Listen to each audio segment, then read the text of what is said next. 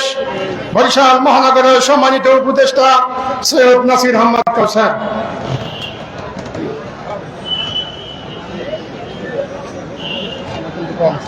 আসসালামু আলাইকুম রহমতুল্লাহি ওয়া বারাকাতুহু। আলহামদুলিল্লাহ, সবাই বলি আলহামদুলিল্লাহ। আমরা অনেক সৌভাগ্যবান। দেশে বিদেশে বহু আন্দোলন হয়, সংগ্রাম হয়, কিন্তু কারফিউ না ভাঙলে সেই আন্দোলন সাকসেস হয় না। আজকে আমরা যাকে প্রধান অতিথি হিসেবে দিয়েছি তাকে ঢাকা মহানগর ইসলামী আন্দোলন, চট্টগ্রাম মহানগর ইসলামী আন্দোলন প্রধান অতিথি হিসাবে পেতে চেয়েছিলেন, কিন্তু বরিশালবাসীর সৌভাগ্য, আমাদের সকলের সৌভাগ্য যে আমাদের হৃদয়ের স্পন্দন শাইখে চরমোনাই হাফিজাহুল্লাহকে আমরা আজকে আমাদের মাঝে পেয়েছি। তিনি বরিশালের মাটি ও মানুষের এক আপোষহীন নেতা। বিগত নির্বাচনে রাত 11টা পর্যন্ত এই বরিশাল সদর আসনে শাইখে চরমোনাই ৩,৫০০ ভোটে এগিয়েছিলেন। তারপর ভোট গণনা বন্ধ হয়ে গেছে, তারপর ঘোষণা করা হয়েছে এমন একজন নাম যিনি শুধু পার্লামেন্টে ঘুমান আর ঘুমান। আমরা তার সুস্বাস্থ্য কামনা করছি, কিন্তু কোন নির্বাচনে তার চিবুই যাতে না হয় ভবিষ্যতে, সেই জন্য আমরা সর্বোচ্চ ত্যাগ করার জন্য আমরা কি প্রস্তুত আছি? আমাদের শাইখে চরমোনাই প্রায় বলেন দীপ্ত কণ্ঠে যে মোমেন ইসলামী দেশ প্রেমিক যোদ্ধাদের ঘুম হবে সেই শান্তিময় কবরে। কি কথা ঠিক কিনা? আজকে আমরা ওই দলের প্রতি লজ্জা জ্ঞাপন করছি, যার উসিলায় বিরোধী দলে গেছেন, যার উসিলায় সরকারি দলে গেছেন। বিরোধী দলে যারা আছেন তারা আমাদের শাইখে চরমোনাই বিরুদ্ধে বিভিন্ন অপবাদ, কুৎসা, মিথ্যা রটনা ফেসবুকে, ইউটিউবে রটনা করছেন। আপনাদের প্রতি আমাদের আজকে জোরালো অনুরোধ, আপনারা ক্ষান্ত হন, না হলে আপনারা সেই আল্লাহর গজব আপনাদের উপর পড়বে।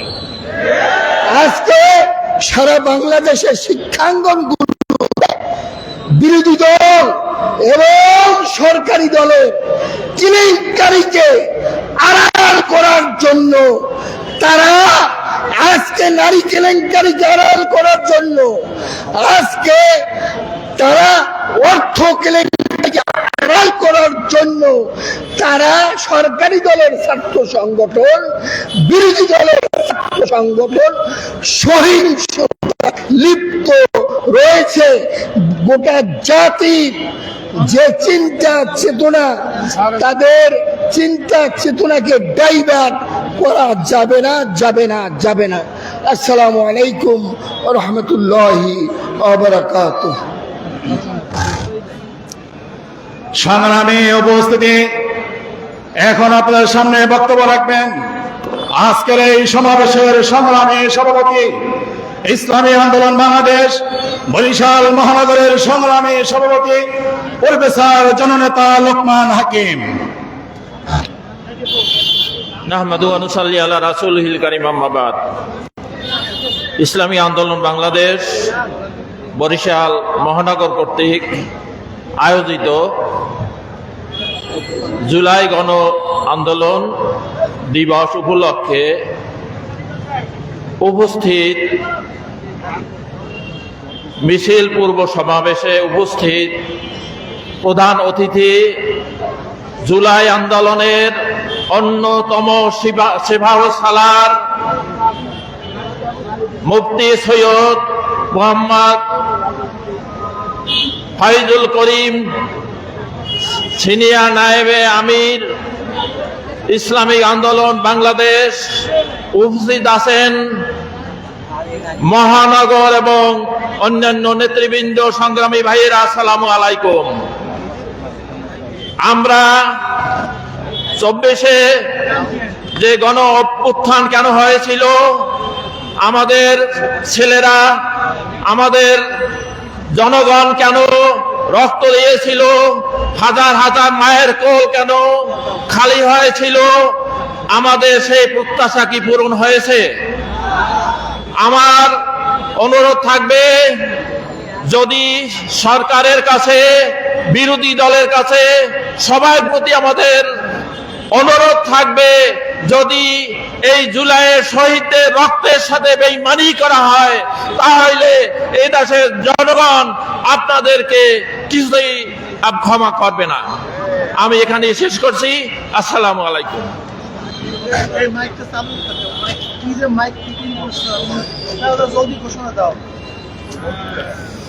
সংগ্রামী সহযোদ্ধা বন্ধুগণ, গণ মিছিলের পর্যায়ে বক্তব্য রাখছেন জুলাই গণ অভ্যুত্থানের অগ্রসেনানী, ইসলামী আন্দোলন বাংলাদেশের মোহতারাম সিনিয়র নায়েবে আমির আলহাজ হযরত মাওলানা মুফতি সৈয়দ মোহাম্মদ ফাইজুল করিম। এ পর্যায়ে বক্তব্য রাখছেন মুফতি সৈয়দ মোহাম্মদ ফাইজুল করিম।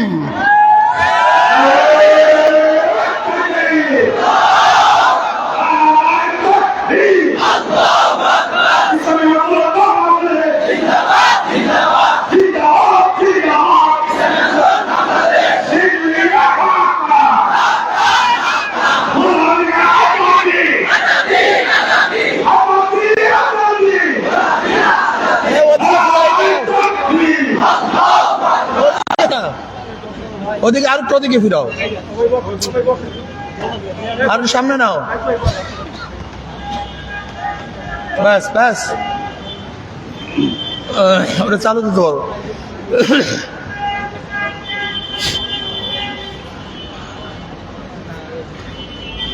আসসালামু আলাইকুম ওয়া রাহমাতুল্লাহি ওয়া বারাকাতুহু।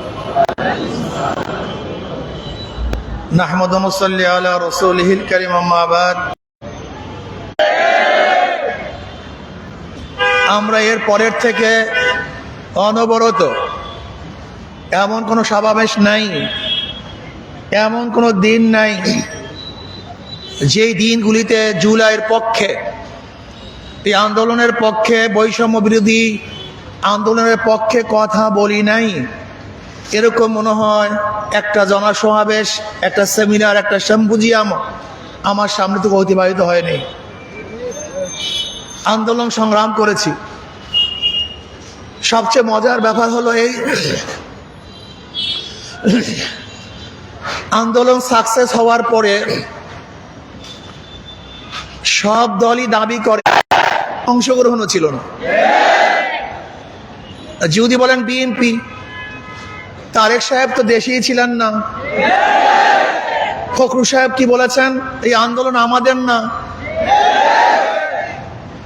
এমনকি কোন লিডাররা সামনে ছিল, একটা ছবি আমাকে দেখান, বিএনপির কোন এক লিডার এই আন্দোলনের সামনে ছিল, সম্মুখে ছিল, একজন দেখান আমাকে। না বিএনপির ছিল, না ছাত্র দলের ছিল। যদি আন্দোলন সাকসেস না হইতো, তাহলে তাদের বের হওয়ার হাজারো পথ ছিল। আওয়ামী লীগকে বলতো এর সাথে আমরা সম্পৃক্ত না, আমরা আপনাদের পক্ষে ছিলাম, আমরা আন্দোলনে ছিলাম না। শুধু কি তাই, আজকে জুলাই বিপ্লব নিয়ে অনেকে বহু সুন্দর বক্তব্য দেন, অথচ আমরা দেখেছি 3 তারিখ 4 তারিখ আওয়ামী লীগের সাথে তারা বৈঠক করেছে। সেই ছবি আমাদের কাছে আছে। ইসলামী আন্দোলন বাংলাদেশে একমাত্র রাজনৈতিক দল যারা গোপনে কারোর সাথে হাতাহাত করে বা গোপনে কারোর সাথে কন্ট্যাক্ট করে আন্দোলন করে নাই, তারা রাজপথে সশরীরে উপস্থিত হয়ে আন্দোলন করেছে। সবার বাঁচার পথ ছিল, কিন্তু আমাদের বাঁচার কোনো পথ ছিল না। আপনারা বলেন কি বাঁচার পথ ছিল?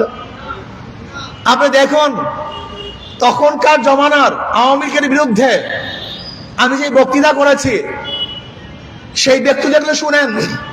আমরা স্পষ্ট বলেছিলাম আমাদের ফয়সালা হবে রাজপথে, এসি রুমে আমাদের কোনো ফয়সালা হবে না। আমরা বলেছিলাম দাবি এক, দাওয়া এক, শেখ হাসিনার পতনের বাইরে আমরা কোনো দাবিও তুলতে চাই না, কোনো বক্তব্য দিতে চাই না। আমাদের শুধু দাবি হবে শেখ হাসিনার পতন, তার বিদায়। 4 তারিখ ঘোষণা দিয়েছিলাম, 4 তারিখ ঘোষণা দিয়েছিলাম শাহবাগে, আগামীকাল সোমবার যা যা কিছু আছে সব নিয়ে আগামীকাল রাস্তায় ঝাঁপিয়ে পড়বেন। সেই 5 তারিখ শেখ হাসিনার পতন হয়েছিল। আজকে অনেকে বক্তব্য দেন, অনেকে রাজা হয়েছেন, প্রাইম মিনিস্টার হয়েছেন, মন্ত্রী হয়েছেন, ক্ষমতায় গিয়েছেন, কিন্তু আমরা যারা রাস্তায় ছিলাম, বুলেটের সামনে ছিলাম, ট্যাঙ্কের সামনে ছিলাম, নিজের গলার মধ্যে ফাঁসির রশি ঝুলবে এই তোয়াক্কা করি নাই, এই চিন্তা ভাবনা করি নাই। দেশকে বাঁচানোর জন্য, ইসলামকে বাঁচানোর জন্য, মানুষের বৈষম্য দূর করার জন্য, মানুষের অধিকারকে ফিরিয়ে দেওয়ার জন্য জীবনের মায়া ত্যাগ করে, সন্তানের মায়া ত্যাগ করে রাস্তায় ঝাঁপিয়ে পড়েছিলাম। আজকে বাংলাদেশের জনগণের গাদ্দারি করবেন, গ্যাসের দাম বাড়াবেন, তৈলের দাম বাড়াবেন, মানুষকে খুন করবেন, হত্যা করবেন, বাংলাদেশের মানুষ সহ্য করবেন ইনশাআল্লাহ।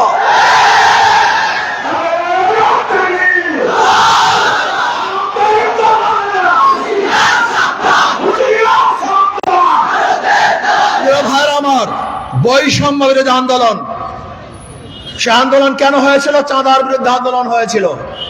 কিসের বিরুদ্ধে? যেন বাংলাদেশে কোনো চাঁদাবাজি না থাকে। আন্দোলন কেন হয়েছিল? ঘুষের বিরুদ্ধে আন্দোলন হয়েছিল, বাংলাদেশ যেন ঘুষ মুক্ত দেশ হয়। আন্দোলন কেন হয়েছিল? জুলুম মুক্ত আন্দোলন, বাংলাদেশের জুলুম অবিচার না হয়। আন্দোলন কেন হয়েছিল? ধর্ষণ মুক্ত বাংলাদেশ করার জন্য আন্দোলন হয়েছিল। আন্দোলন কেন হয়েছিল? গ্যাসের দাম কমাবার জন্য, তৈলের দাম কমাবার জন্য, মানুষের নিত্য প্রয়োজনীয় দ্রব্যমূল্যের দাম নিয়ন্ত্রণে থাকার জন্য আন্দোলন হয়েছিল। কিন্তু আজকে কি দেখেছি? বিএনপি সরকার আসার পরই জানি না সাংবাদিকরা কতবার রিপোর্ট করেছেন, এতবার তৈলের দাম বেড়েছে, গ্যাসের দাম বেড়েছে, বিদ্যুতের মূল্য বেড়েছে। এখন নাকি বিদ্যুৎ হলো হোমিওপ্যাথিক ডোজের মতো, বিদ্যুৎ মাঝে মাঝে আসে, মাঝে মাঝে চলে যায়। বিদ্যুতের অবস্থা এরকম, বিদ্যুৎ বিল ব্যবহার যা করবেন তার ডাবল আসবে। আমি বিএনপি সরকারকে বলবো, এই মানুষকে জাতা কলে পিষ্ট করার জন্য আপনাকে ক্ষমতা বসিয়েছিল? এই মানুষকে গ্যাসের দাম বাড়াবার জন্য আপনাকে বসিয়েছিল? তৈলের দাম বাড়াবার জন্য আপনাকে বসিয়েছিল? আজকে চাঁদাবাজি করার জন্য আপনাকে বসিয়েছিল? না তো। আন্দোলন করেছিলাম আমরা, রক্ত ঝরিয়েছি আমরা, আহত হয়েছে আমাদের লোক। ইসলামী আন্দোলনের, ছাত্র আন্দোলনের বহু মানুষ শহীদ হয়েছে। জীবনের মায়া ত্যাগ করে রাষ্ট্রকে তামির করার জন্য, গঠন করার জন্য, মেরামত করার জন্য হাজারো নিষ্পাপ সন্তানেরা, ছাত্ররা এই দেশকে তামির করার জন্য, মেরামত করার জন্য ঝাঁপিয়ে পড়েছিল। কিন্তু আজকে আবার কি দেখেছি? আবারও মারামারি। সরকারি দল, বিরোধী দল আবারও মারামারি শুরু হয়ে গেছে। আপনারা মারামারি করবেন কেন? সংসদে আপনারা বক্তব্য দেন। বিরোধী দলের লোক সংসদে আছে, সরকারি দলের লোক সংসদে আছে।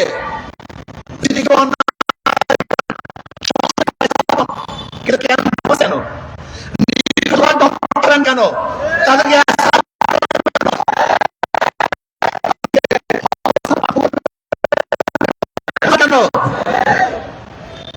এর জন্য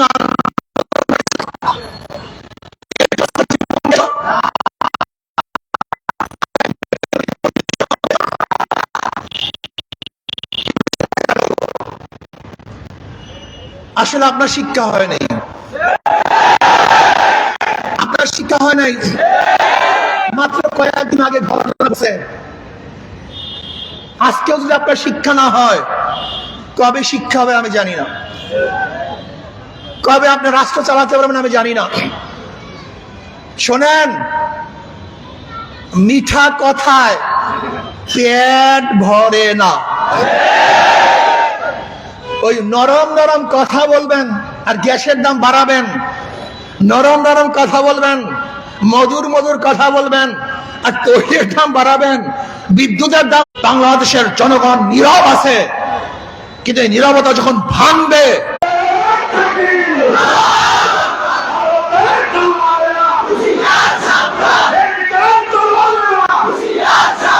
গ্যাসের দাম কমাতে হবে, গ্যাসের দাম কমাতে হবে, গ্যাসের দাম, বিদ্যুৎ বিল, কয়লার দাম, নিত্য প্রয়োজনীয় দ্রব্যের দাম নিয়ন্ত্রণে রাখতে হবে। ক্লিয়ার কাট কথা। আমার গরিবদের অধিকারকে ফিরিয়ে দিতে হবে, মজদুরদের অধিকারকে ফিরিয়ে দিতে হবে, ছাত্রদের অধিকারকে ফিরিয়ে দিতে হবে, প্রত্যেক কর্মচারীর অধিকারকে ফিরিয়ে দিতে হবে। বাংলাদেশের কোন মানুষ আর জুলুমের শিকার হোক, এইটা আমরা চাই না। ভারতকে বলবো, বর্তমানে বাংলার মধ্যে এক মুখ্যমন্ত্রী হয়েছে, এর মাথা ঠিক আছে কিনা আমি জানি না, আপনারা ভালো বলতে পারেন। এর বক্তব্য, এর আলোচনা, সংসদে যা দেয়, বক্তব্য যা দেয়, এ মুখ্যমন্ত্রী দূরের কথা, পাগল হয়ে বক্তব্য করতে পারে না। সে নাকি বাংলাদেশ 5 মিনিট দখল করবে, পুশিং করতেছে। আমি বলবো, পুশিং কাদেরকে করবা? আগে তো শুভেন্দু অধিকারীকে পুশিং করা উচিত, সে তো বাংলাদেশের নাগরিক, তার বাবা তো বাংলাদেশের ছিল, সে তো বাংলাদেশেই জন্মগ্রহণ করেছে, নাকি জানি না ভারতে করেছে, কিন্তু তার মা বাবা তো বাংলাদেশি, গৌর নদীর লোক। এই গৌর নদী, এই গৌর নদীর লোক একসময় তৃণমূল কংগ্রেসে ছিল, তৎকালীন সময়ের অবস্থা আমরা সবাই জানি। উনি বাংলাদেশ দখল করবে। 5 মিনিট বাদ দেন, 5 দিন নয়, 5 বছর নয়, 500 বছর তো ভালো কথা, 5000 বছরেও ওই দালালরা, ওই বিজেপি বাংলাদেশ দখল করতে পারবে না। হ্যাঁ, ইনশাআল্লাহ যদি আমরা ঐক্যবদ্ধ থাকি। ওই ভারত ছিল মুসলমানদের, ওরা মুসলমানদের ভূখণ্ড ছিল, 850 বছর পর্যন্ত মুসলমানরা শাসন করেছিল। ব্রিটিশ মুসলমানদের থেকে ক্ষমতা দখল করেছে। কাজে বাংলাদেশ, ভুটান, নেপাল, ভারত, পাকিস্তান, বাংলাদেশের ভূখণ্ড, বাংলাদেশের অংশ ছিল এক সময়, আমরাই শাসক ছিলাম, ভাগ হয়ে গেছে। কিন্তু যদি আমাদের উপরে আবার আঙ্গুল তোলো, এ দেশকে দখল করার স্বপ্ন দেখো, এ দেশের দিকে চোখ তাকাও, চোখ তুলো, যদি আঙ্গুল তুলো, বাংলাদেশের জনগণকে তোমরা চেনো না, এরা টাইগারের গোষ্ঠী, এরা বাঘের গোষ্ঠী, তোমরা আঙ্গে ভেঙে ফেলবে ইনশাআল্লাহ, তোমার আক্রমণ করবে, কোনো সন্দেহ নাই। আমরা না খেয়ে ধুকে মরতে পারি, কিন্তু কারোর সামনে মাথা নত করতে পারি না। এটা আমাদের জাতীয় অভ্যাস, বিশ্বাস হয় না? এটা আমাদের জাতীয় অভ্যাস। ব্রিটিশদের বিরুদ্ধে এই অঞ্চলের মানুষ যত বেশি আন্দোলন করেছে, অন্য কোন এলাকার মানুষ এত আন্দোলন করে নাই। পাকিস্তানের বিরুদ্ধে, এত বড় শক্তির বিরুদ্ধে এদেশের মানুষের কাছে কিছু ছিল না, তা নিয়ে ঝাঁপিয়ে পড়েছে। তোমরা জানো না, এরশাদের কাছে ক্যান্টনমেন্ট থাকা সত্ত্বেও এদেশের মানুষের আন্দোলনের প্রেক্ষিতে এরশাদ সাহেব অবসান নিতে বাধ্য হয়েছে। শেখ হাসিনার কাছে সবকিছু থাকা সত্ত্বেও এদেশের মানুষ মাথা নত করে নাই, জীবন দিয়েও তাকে এদেশ থেকে তাড়াতে বাধ্য করেছে। এটা আমাদের চরিত্র, এটা আমাদের অভ্যাস। আমাদের দেশের মানুষ মারা যেতে পারে কিন্তু নত হতে পারে না। আসুন, জুলাই বিপ্লব হয়েছিল, বৈষম্য বিরোধী কোনো জিনিসই থাকবে না। আমরা বৈষম্য রাখতে চাই না। বৈষম্য দূর করেন, ভেদাভেদ দূর করেন। আজকে আবারও যেভাবে হেলমেট বাহিনী বের হয়েছে, সেই ফেসিসের আমলের সমস্ত স্মৃতি আবার আমাদেরকে স্মরণ করিয়ে দিচ্ছে। ওই সময় হেলমেট বাহিনী, এখনো হেলমেট বাহিনী। এই হেলমেট বাহিনী আমরা দেখতে চাই না। দেশকে ঠিক মতো চালান, যদি না পারেন তাহলে বাংলাদেশের মানুষ আবারও রাস্তায় নামতে বাধ্য হবে। কাজে আসুন, আমরা সম্মিলিত ভাবে ইসলামকে, দেশকে, এই মানবতা রক্ষা করার জন্য ইনশাআল্লাহ কাজ করব। আশা করি ইনশাআল্লাহ আমরা যদি সবাই সংঘবদ্ধভাবে কাজ করতে পারি, অবশ্যই ইসলাম হুকুমাত কায়েম হবে। আল্লাহ আমাকে আমাদের সবাইকে কবুল করে নেন। এখন মিছিল হবে, আমরা সবাই মিছিলে অংশগ্রহণ করব। আল্লাহুম্মা আমিন। রব্বানা যালামনা আনফুসানা ওয়া ইল্লাম তাগফির লানা ওয়া তারহামনা লানাকুনান্না মিনাল খাসিরিন।